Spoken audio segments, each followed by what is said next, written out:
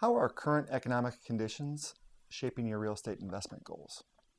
Well, when we first talked in 2009, the world had fallen apart like 4 months earlier. Lehman had collapsed, and at that point, we were regrouping and figuring out what to do.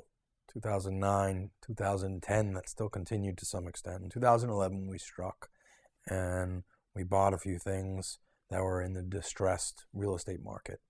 So as we're coming out of the bottom of the cycle, nobody knows how fast we're going to come out of the cycle.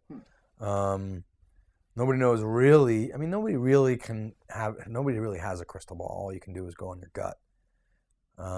My gut is that at this point, we're starting to fly a little bit too high. I think rates are being held low, and they're going to be held low for a while. And I think that's taken a great hold of the economy in general. And I think that's what's driving the economy. I think when rates go up, the real estate market's going to change, and I think there'll be another buying opportunity.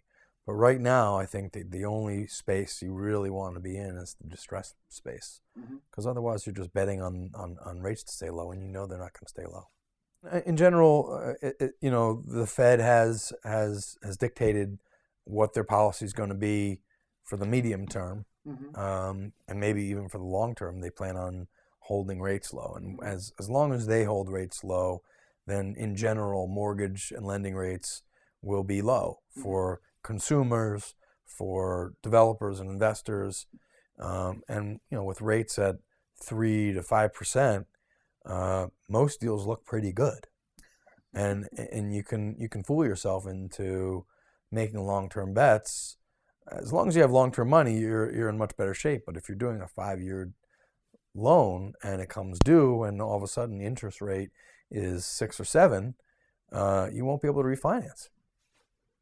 So, yeah, it's very important to follow, current economic trends, and that's to a great extent what I do.